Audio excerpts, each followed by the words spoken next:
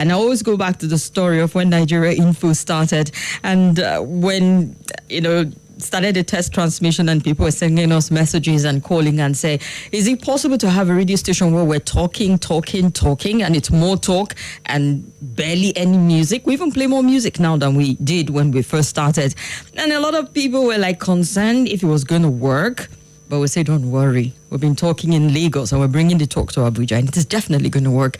And since then, till this very moment, there's always something to talk about. The national level, individual level, we've been talking consistently, and you've been part of us. I want to say a very big thank you for making Nigeria Info FM, your frequency of choice and your station of choice. We truly do appreciate you.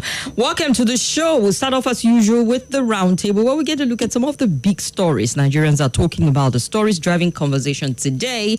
And then at the 5 o'clock, I'll be looking at women in agriculture, particularly looking at women's role in achieving food security. Would have an amazing guest join us there. But for the Roundtable, Mr. Bode Gbadebo joins us. He's a journalist and a political analyst, and he'll be helping us look at some of the big stories driving conversation today. Mr. Bode, good afternoon. Good afternoon, King. Good afternoon, Abuja. We appreciate you for joining us. Thank you very much. It's my pleasure as usual, Kim. Thank you. Thank you. All right, there's always something to talk about in Nigeria. There's also a talking point. Like I said in my intro, when we said this station, people were worried that we're not having enough to talk about. But we've been talking. Is there a week that goes by in Nigeria, before we get to the big story, that you think something hasn't held the entire nation still spellbound, like giving us a reason to talk and get very emotional? Hello, Kim. Can you hear me? Yes, I can. Do you have any? Come again. All right. Your audio is not that loud enough. Oh dear. I hope it doesn't give us any problem. I was just talking about Nigeria always having a reason. We always have something breaking, something developing, a new dimension to something happening to get us talking. We have been talking in this country. I'm a little curious to find out from you, have we had a break from just talking about Nigeria, and how far do you think this talk is taking us? That's not possible.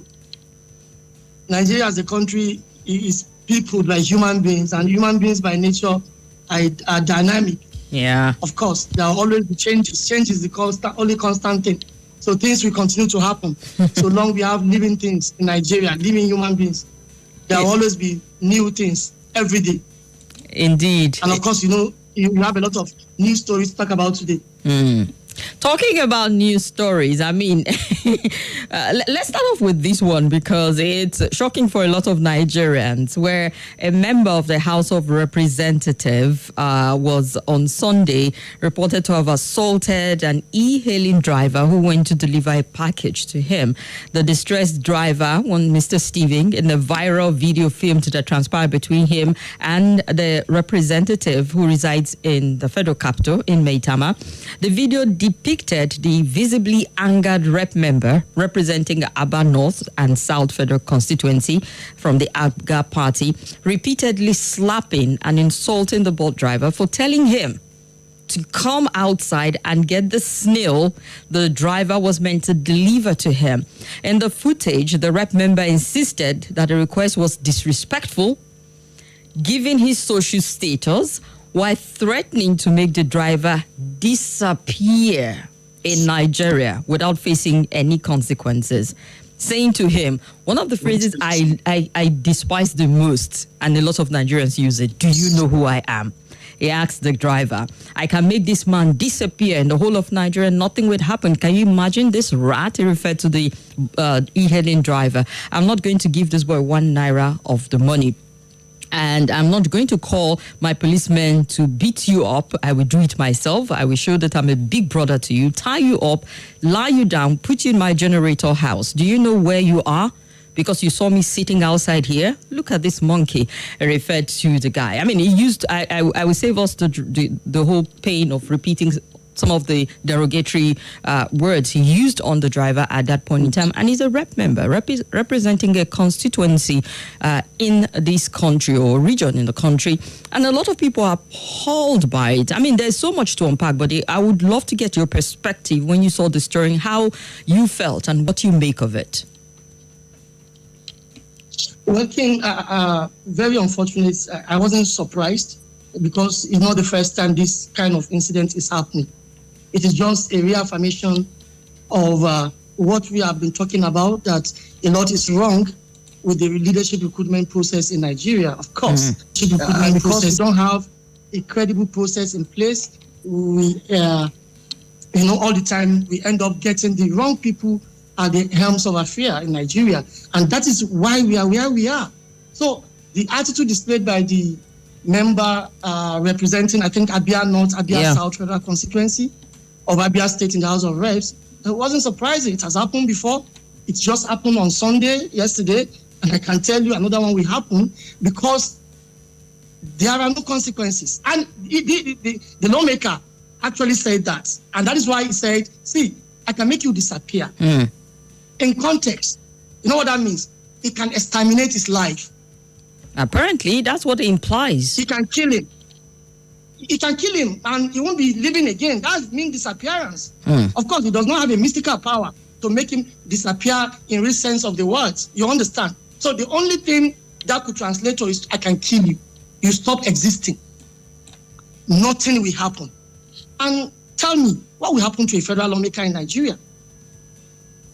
Assaulting an ordinary Nigerian, a voter, a member of the electorate, who you will end up looking for his support later, But that is Nigeria for you. As we speak, I think a few minutes ago, I saw a statement by the FCT commander of the Nigerian police saying the lawmaker is being questioned at the Maitama Divisional Police Headquarters. Oh, good. And I said, well, that could mean arrest, or maybe it was just being questioned. But one thing that's even disturbing again is this, King. The police arrested the federal lawmaker for questioning, not because he assaulted an ordinary Nigerian. According to that statement, he was arrested for questioning because, according to the statement signed by the FCT police spokesperson, SP Josephine Ade, was because he used a dismissive word against the Inspector General of the Police when he said, see, go and call the Inspector General of Police to come here, nothing will happen. So they said that was a disregard to the office of the Inspector General of Police. So you can see where we are. He was not arrested because he assaulted ordinary Nigerian who was looking for his means of livelihood. Now he was arrested because the office of the Inspector General of Police had been mentioned. If we were to be in a senior climb, that assault, which was captured in a viral video on social media, especially X, will have earned him an arrest already and even prosecution. Because in every way, he was not showing a good conduct as a federal lawmaker, as people's representative. A similar event happened in, I think, South London, somewhere in London, about 2 days ago. Oh, yeah. A member of parliament. It was fighting, a brawl, Public fighting. Administratively, the party suspended him. You know what that means for him in the parliament? He may not have a seat, pending conclusion of investigation. That is a stay and climb. That's where justice works. That's where system works. That's where people are valued. So within hours, a similar thing happened in Nigeria. We are seeing a different thing. So I've just told you two things. And those are the takeaways. That something is wrong with our leadership recruitment process. We don't have a credible recruitment process, and that's why we have wrong people as our leaders. Number two, very, very salient, is the fact that we don't have a good criminal justice administration. Okay. Yeah, justice system. People don't get justice. You understand? And that is why wrongdoing will continue. It will become part of us. It will continue. It will continue. I mean, the impunity is captured properly in everything that he said. Like you mentioned, the fact that you say somebody will disappear. You make him go missing. Yes. and nothing will happen in a country where we've had a lot of people gone missing and we've had a lot of abductions, kidnapping, people have been killed and all of that. Unresolved murder cases. Exactly. Exactly. And for a lawmaker to say that, imply that, gives, an impression to a lot of people that perhaps it's not his, maybe. Who knows? I mean, there's a lot of questions the police need to ask him. If you say somebody's going to go missing and nothing is going to happen, is to say, have you done it before? Yes. Have you done that before? Have you disappeared? Exactly. Well, some would say he was speaking out of anger, but you can't try that. Given the fact that he also had been privileged to stay in other parts of the world, you can't even try that. And let's look at this. He can't just display anger. Or hit somebody, someone who was doing his job. Even a councillor shouldn't be caught in that situation. Indeed. Talk less of a federal lawmaker. There's also another. As we speak, the House of Representatives ought to have issued a statement, distancing the institution of the National Assembly from such conduct. But here we are. Mom is the world because it's Nigeria. Well, we've also had a lawmaker who was caught in a pickle some time back. He was popularly called the Slappinator for slapping a woman when he went to purchase something. And I don't know what really happened, but it was captured on video. The CCTV captured him hitting this woman repeatedly. And you would really ask what came out of it. Yes, a panel was set up, interrogated. He tendered an apology eventually. And you really start to wonder about, that was in the red chamber. This time you're having from the green chamber. You really want to look. Some 3-4 years ago. Yeah, to say what can the national. Nothing happened. Nothing much happened, actually. What we got was a very weak apology, and everybody moved past that. But do you think, beyond even a statement, the National Assembly need to put its foot down to saying, hey, members, we need to check ourselves on this? Of course. That is the only way we can actually, look at them as serious people.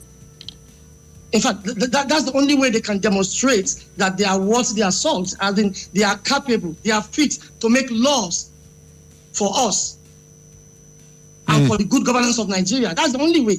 They have to demonstrate that they are fit, both in character, conduct, and everything. That's the only way. Incidentally, Kim,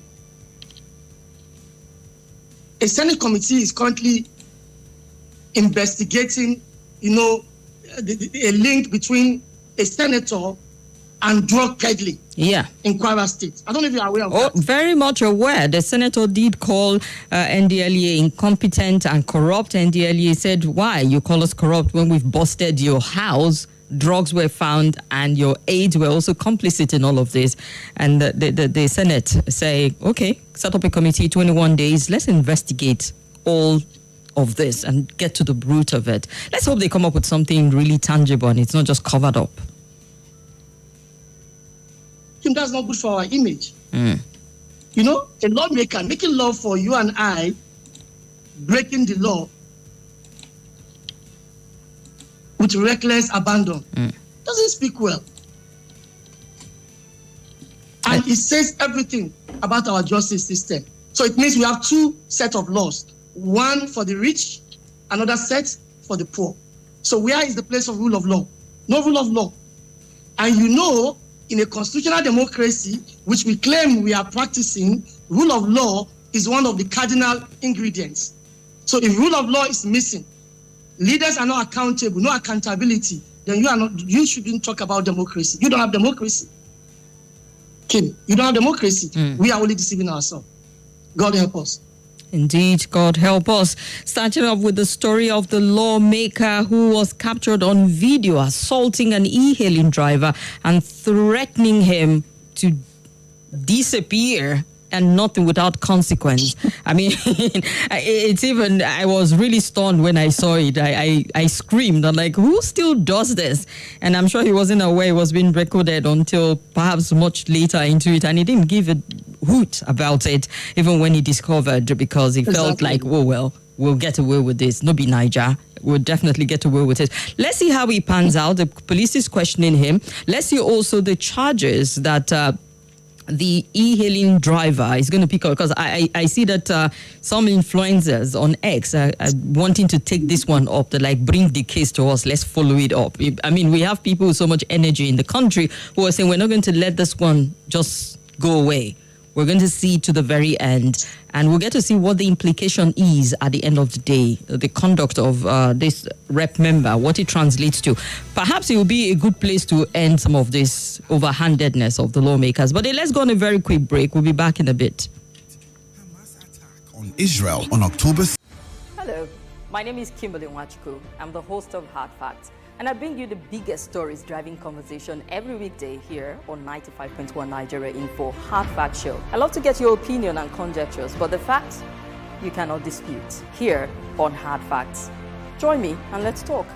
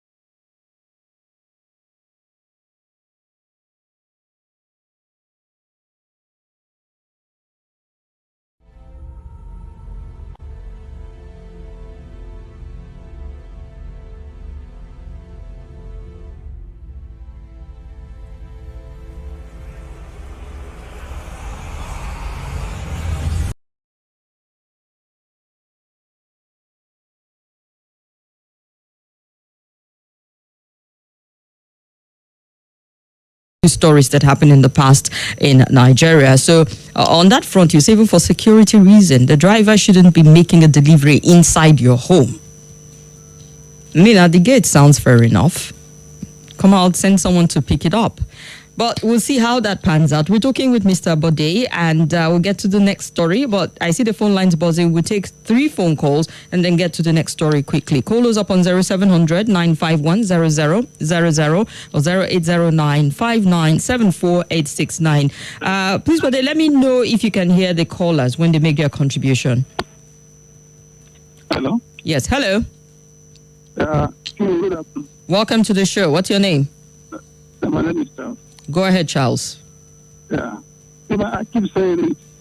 There are certain statements one should not make at all. And if eventually you make that mistake, it hopes on you to say, I'm sorry about this. Maybe I made it out of annoyance, out of frustration. But yes, the lawmaker, what he said is bad, but it's something that we all should condemn in all the strongest terms. But this thing continue like this. Recording in progress. Our president, I keep saying, when the campaign was going on, he said you should snatch, they should fight for it, snatch it, and take it and run away with it. That statement shows that for you to do anything in Nigeria, must be violent. A lot of people are missing in Nigeria today. You don't know where they're going, you don't know where they are. This man may have said it, he may mean it. And that's why people are saying a lot of things are happening in these countries, done by politicians. But they finance the talks, they finance the aburos, they finance people who are doing a lot of things for their own purpose. One may say it because our people say that from the heart the mouth speaketh. From the heart the mouth speaketh. The president, because he's the leader, he's the father of the nation. doesn't come out and say he's sorry about what the statement he made. I don't understand. Are you saying the president should come out and make a statement concerning what the rep member said, or someone from the National Assembly? About his own statement. Okay. During the campaign. He should come and say that thing I said is out of his mistake, and then they to punish those people that kill people during the campaign, during the election. There are people that kill people, and we saw all of them. Those that were saying the House of Rep member. We're focusing on this one. We talked about that one then. You can, yes, remind us of it, but that's not in focus. This is. We've had a lot of things. Even Senator Elijah Abo, when he was there, his was talked about also. So we need to find a way to addressing all of this, particularly seeing that it's becoming a repeated one in our system. And that's what our guest was trying to talk about, the impunity of it all, the justice system that we have and all. So it's a system problem, apparently, that is leading to all of this. Let's take the second call and get back to Mr. Bode. Hello. Hello, good afternoon. Good afternoon. You're welcome. Thank you very much. Sister Kim, this is Chris. I'm calling from Mumbai. Go ahead, Chris. I was just scrolling our union, our platform, our WhatsApp group, all the healings that are in Nigeria. And I was sleeping. Even this guy that was molested, this guy I was beating, is my neighbor. Not in the house, the mother's shop is beside my laundry outfit. I'm not going even sleeping. I'm surprised I just tuned in. And I remember that this is the topic we are discussing.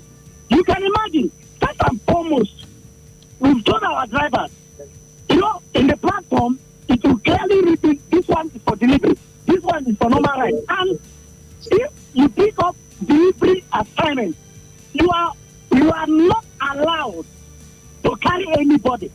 And the item you are supposed to take is item that has maximum size of a briefcase. But unfortunately, most of the drivers don't even understand it. Sometimes somebody will request you get to that place because it's briefcase of mineral, pot of food. Maybe he has a contract to supply food and he invents better. They'll say, driver, open car, open your trunk, this and that. Can you take all this? And when you refuse, all right, the person begins to insult you. Okay, now fine. That is not even the issue. Okay. The issue is this. We need to educate the riders. Because most of these drivers you are insulting and assaulting and beating up, most of them, they are family men with children in the house. I put myself in the issue because it's not that thing is very hard. I know when this boy was small. Oh, all right. Just wrap it up. We have other people waiting so that we don't hear too many of the backstories. To those who care to listen, like them as somebody like Chris, I don't even enter people's house. But whoever you are, if you like Jamie General, if you try this nonsense with me, well, I will go down the whole place. All right. I go die. But somebody must go for it. All right. Thank you very much. Moses Nora on Facebook says, the guests, good afternoon to Kim and our guests. I'm watching live from Nyanya. Good to know. Hafsat Mwazo, we see you. Oza Francis Namani, we see you also from Enugu State. Thank you so much for joining the conversation. I appreciate you. Bode, can you hear us clearly? Yes, I'm hearing you loud and clear. Okay, that's good to know. We're streaming live on Facebook and YouTube at Nigeria Info Abuja on Facebook, at Nigeria Info Abuja on YouTube also. You can go there and leave your comments, your contributions, and would read as many of them as possible. Let's go over this case, which we won't get tired of talking about it until there's some sort of closure, and that's the case of the former governor of Kogi State. Now, the presidency has shed light on the drama and the legal conundrum that is surrounding the inability of security agencies to arrest former Kogi State Governor Yaya Bello despite multiple efforts. Presidential spokesperson Bayo Nanuga clarified the issue while speaking on Channels TV's socio-economic program on Sunday. Onanuga highlighted the unique challenge posed by Bello's close association with his predecessor, Governor Usman Ododo, that the governor enjoys constitutional immunity, and so he extends to everybody with his fault. Now, because the former governor apparently is within the government house and all of that, that immunity extends to him. And so the EFCC cannot barge in per se and just collect him. All right, Mr. Bode, just to let you know, I don't know if that sound is coming from your end. I don't know if that is coming from your end. Okay. The people talking. All right, we need to correct it from here. This one not be resigned. The commander. All right. Just give us a minute. Let's ensure that the noise goes down from our background, and then we'll get back to you in a bit.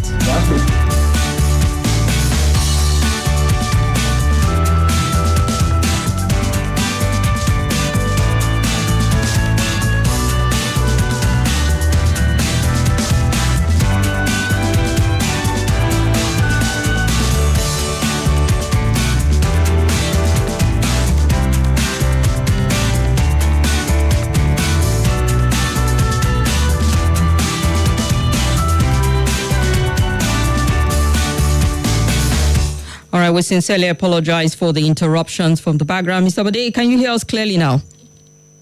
Yes, I can hear you. All right, thank you very much. So, yeah, we're looking at Yaya Bello, and Mr. Onanuga was trying to explain why it was a little difficult for the police to get, to EFCC, I beg your pardon, to get a hold of Yaya Bello, highlighting the unique challenge around the constitutional immunity that the governor enjoys, and so it extends to Yaya Bello to a certain degree. EFCC declared Bello wanted in connection with an alleged financial crime involving about 80.2 billion naira. Although the FCC made several attempts to arrest the former governor, the effort has been thwarted, with Ododo reportedly shielding Bello and providing kind of like a refuge for the latter at his official lodge. When asked why police authorities can order oddlies attached to Ododo to arrest Bello, Nanuga said, I think it's a bit complicated. The FCC is an agency of the federal government and wants to arrest Yaya Bello. Yaya is hiding under the agbada of the governor of Kogi State, his successor, who happens to enjoy immunity, and as such, he extends to him. So the FCC would have a difficult time bringing Yaya Bello to book as a result of this. I mean, does this excuse stand? Does it...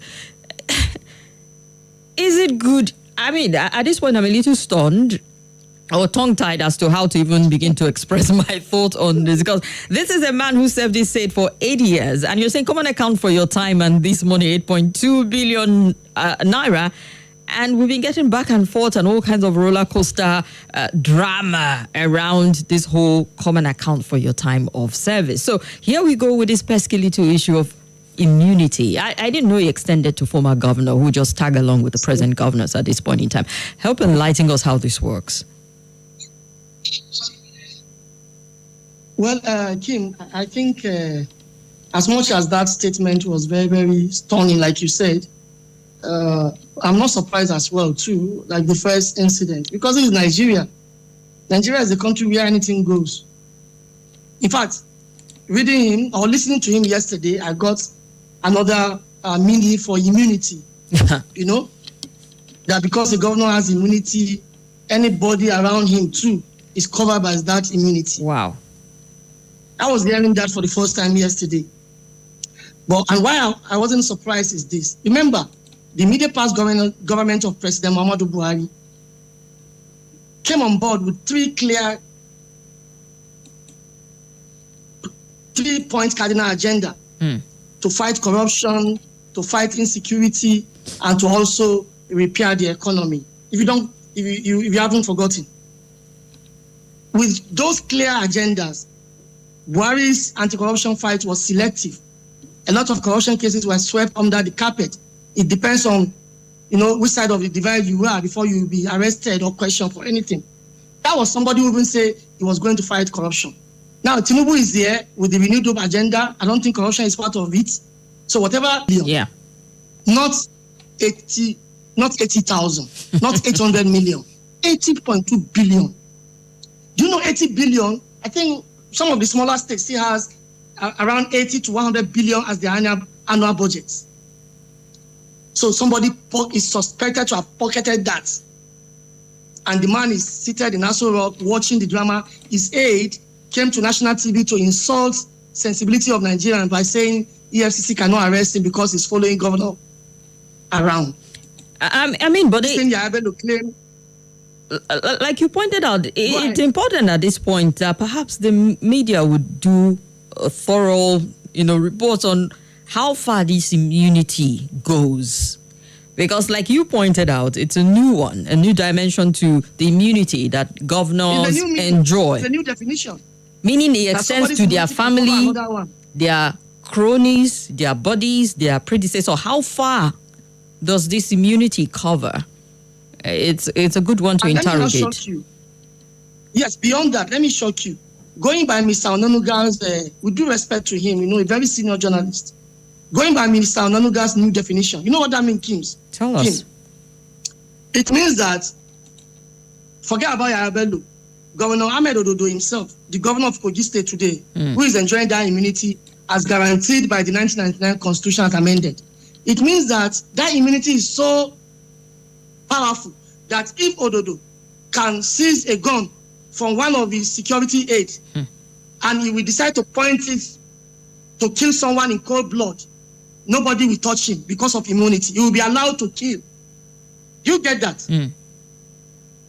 That's the implication of what the definition provided by Mr. Bayo Onanuga yesterday.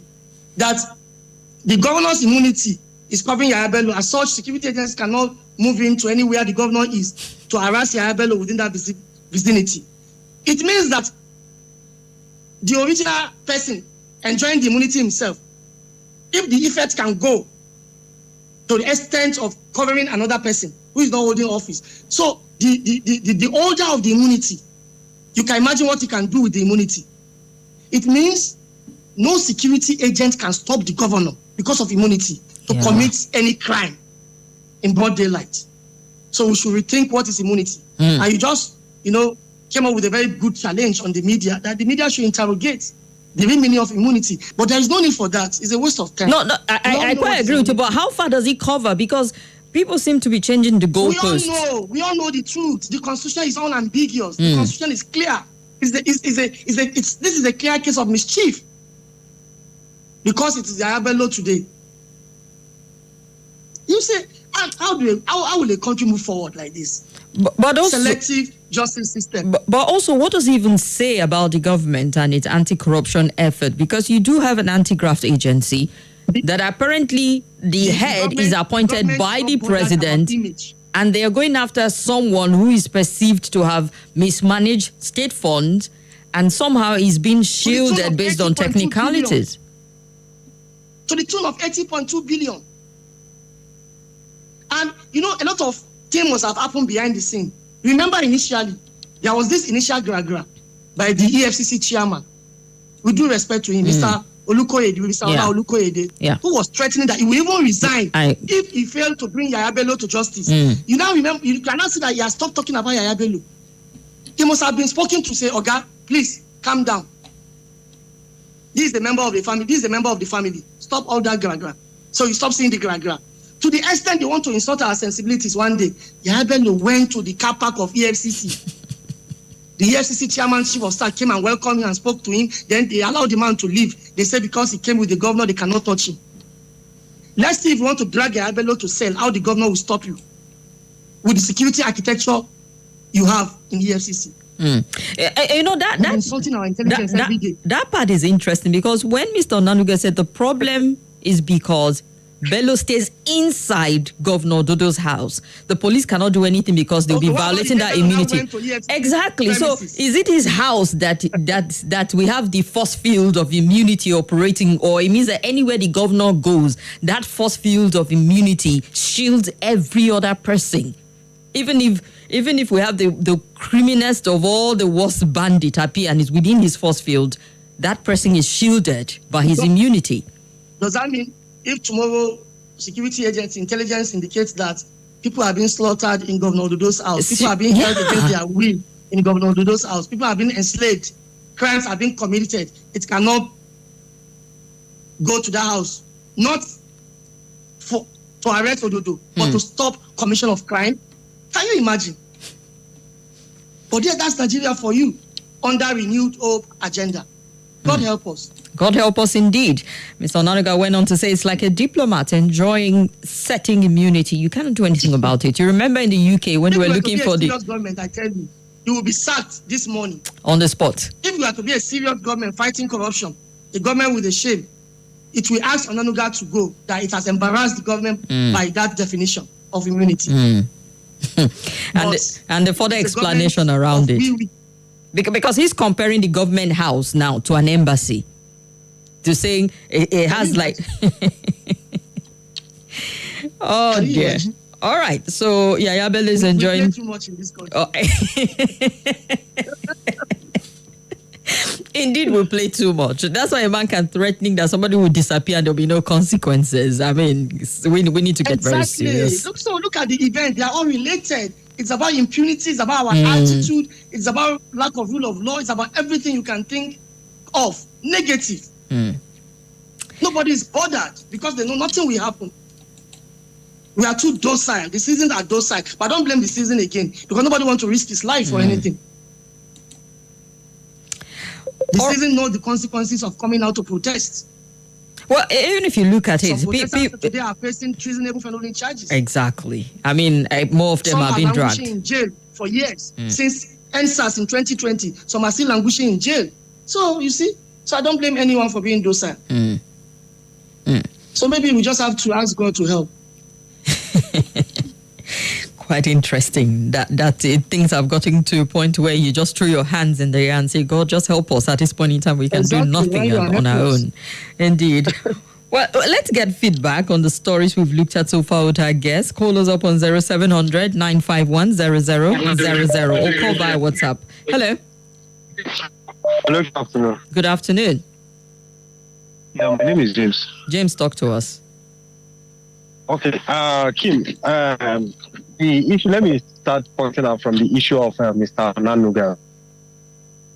Sometimes I expected the journalists to make more findings before maybe making utterances in terms of issues they are not much related with. Now, on Nanuga, you listened to me yesterday, cite an example with an embassy. You see, we don't really know. You can only get a legal practitioner can actually give us the full meaning of unity. Where and where, if a military covers you within your station, Nigerian info, I'm not sure anybody can triple on your right over there. Now, let me go back to the issue of the House of Representatives and the boat driver. You see, this really entails that people we choose as our leader to serve humanity are not ready for all those things. All they are about is, by the time they are seeking for this thing on how to cajole myself, you, and others to get that position, by the time they get it from me and they don't do anymore. So the truth of the matter is, like your guest has earlier said, that the police for even arresting him. I don't know if you got the video of the guy where he narrated that police had to detain him for complete 2 hours before even calling the lawmaker to hear from the lawmaker. Now, after hearing from the side of the lawmaker, they allowed the lawmaker, they didn't even invite him to the station, they called him on a phone call. This was the testament that this guy was giving today, that they called the lawmaker on a phone call and just have a conversation with him. I think the Nigerian police have to wake up to do is civil this responsibility. What they are being employed for, they should shadow this thing. Nobody is different. See, poor or rich, we are all one. It's Nigeria. Poor or rich, we are one. So they should learn to stand for the ordinary person. If the Nigerian police cannot stand for the ordinary person, then who will stand for the ordinary person? All right, sir. Thank you for your time. Thank you very much. Let's hear another caller quickly. Hello. Hello, good afternoon. Hello. Hi, beautiful Kim. Good morning, ma'am. Good afternoon, ma'am. Good afternoon, you're welcome. How are you? I'm good. At PM. Go ahead, Mrs. Omeza. I don't know what people say. Mrs. Omeza. Actually, the same police. Okay. Your network, it's I don't know, it's affecting our conversation. Can you hear me now? Go ahead. If it gets really bad, we'll drop the call. Hello? Oh dear. All right, Mrs. Omeza, please call back. The connection is really bad. Yeah. Hello. Yes, welcome. Hello. Yeah, thank you. Sorry, my name is Abdul calling from Jabi. Actually, on the respect of Yahya Bello, we've been hearing it for a long time. We had enough. The government of Nigeria, the democracy we are practicing is a transitional government. It's not democratic government. That is the reason why Yahya Bello, even if he submits himself today to the EFCC, is negotiating that they are going to do and they will release him for bail. That is the truth of the matter. Let's say they even indict him. At last, he will end in UK or France for his own health. That is the implication. And that is what we've been saying since 1999. Most of the people, they are the AFCC pick. at last they are sick, they are going for their health in the UK or overseas. This is what is really happening. We are not relying in this even present government of Tinubu. That's the truth of the matter. The government don't even know where is heading the country. That is the reason why just recently after the reshaping, they just come up with another additional minister from nowhere. Is that how the government that has a sense of belonging wanted to bring the system to Nigerian people to enjoy the government democratic dispensation? Thank you very much. Keep doing what you are doing and doing it very well. They cannot do anything to that guy. He has the money with him already. He can do and undo. It's untouchable in Nigeria with the way this country is. All right, thank you very much. So our callers seem to think that he's untouchable. And how many untouchables do we have in the country? Apparently all governors and all those who have immunity, which extends beyond even their homes to, it's a mobile immunity that goes everywhere with them. So whoever is under their watch, apparently the immunity by the Nigerian explanation of it through what Mr. Nanuga says extends to them. Former governors, I mean, how far? We've had former governors brought to book before. How is this one a special case? But anything you want to add before we get to the third story quickly? Hello? Oh dear. But is listening to us, they are watching. So they won't take us serious on the international scene. That is why at times you see, they say Nigeria is competing with a smaller country for a chairmanship of a UN arm or UN organization or UN committee, that Nigeria is losing out, this and that. Yeah, it's because they are not taking us serious. They know we are lacking in basic, indexes of good governance and the rest of them. So they are not taking us serious. Indeed. Well, here's something we seem to be taking serious, but it doesn't look like it, and that's the power sector. The Transmission Company of Nigeria says it is working tirelessly to restore bulk power supply in the northern part of the country as quickly as possible, despite prevailing security challenges. On the 22nd of October, TCN reported a power outage in the northeast, northwest, and part of north central after the 330 kV Ugwaji-Apir double-circuit transmission line 1 and 2 tripped around 4:53 a.m. due to a fault.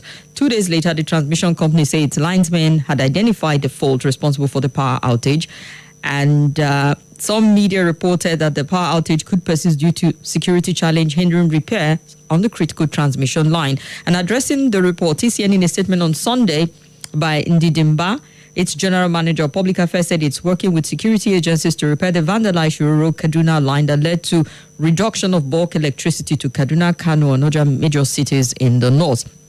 That contrary to media reports suggesting an indefinite power outage in part of northern Nigeria, erroneously attributed to the executive director, he mentioned his name while speaking at the recently held NEC public hearing. TCN would like to state categorically that it's working diligently to restore bulk power supply as quickly as possible to the affected area. I had quite a lot to say, but it's day 8 of total blackout in the parts that are affected by this, 8 days after, and they are still saying the same thing.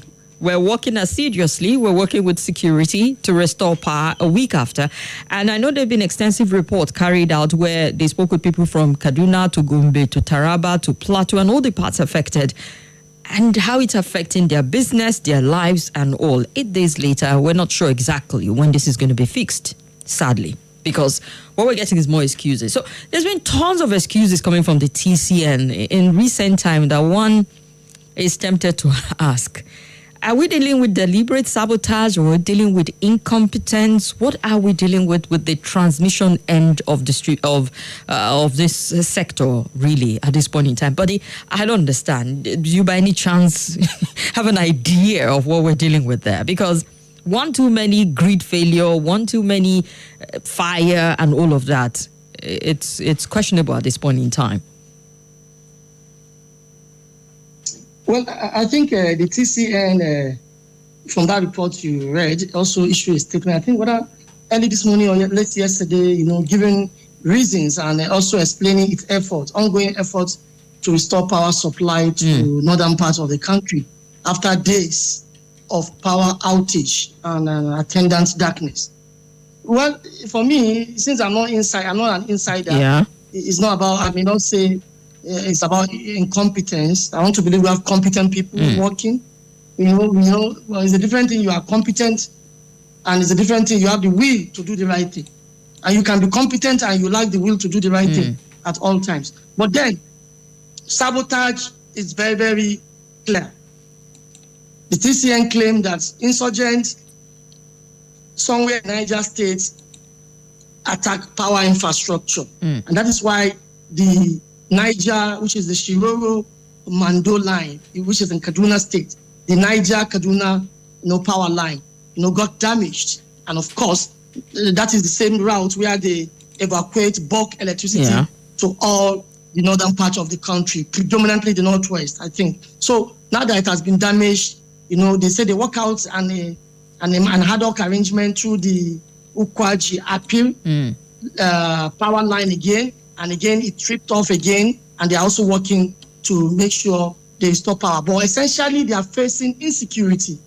And TCN said it has contacted the Office of the National Security Advisor to provide a conducive and secure atmosphere for a team of engineers to move into the site in Niger State where insurgents attack this infrastructure so that they can repair it and power can be restored. I think the takeaway is insecurity is still very much with us. We are fighting insecurity.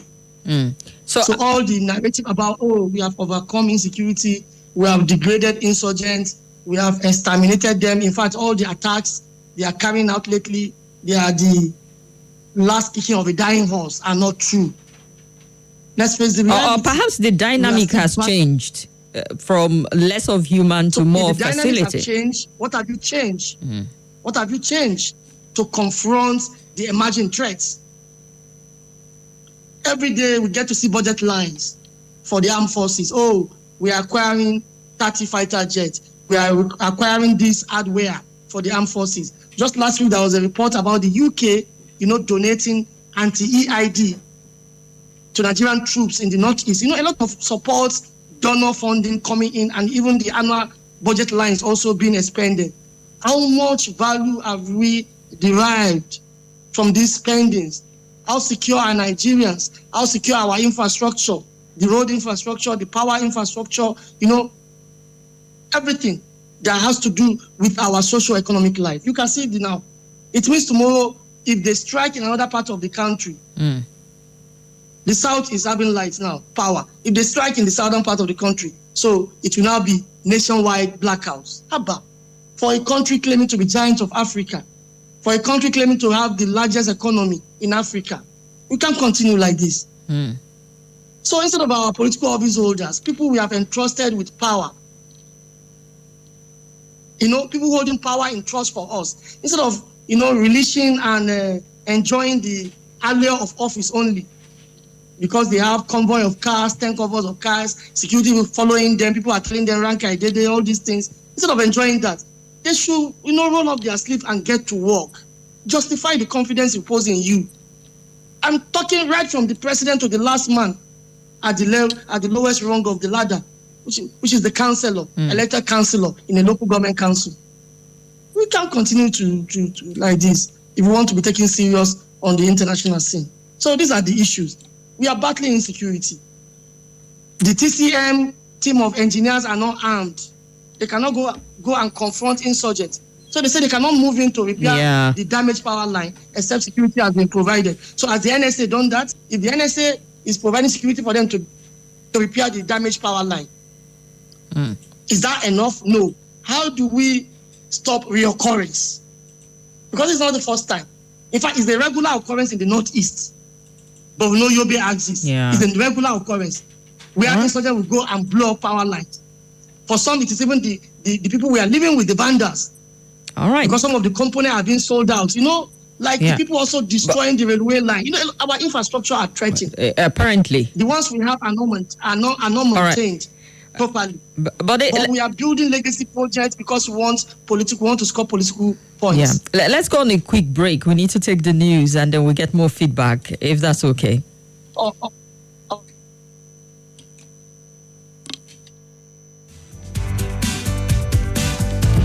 Shabby, now playing on Netflix. This is Nigeria Info.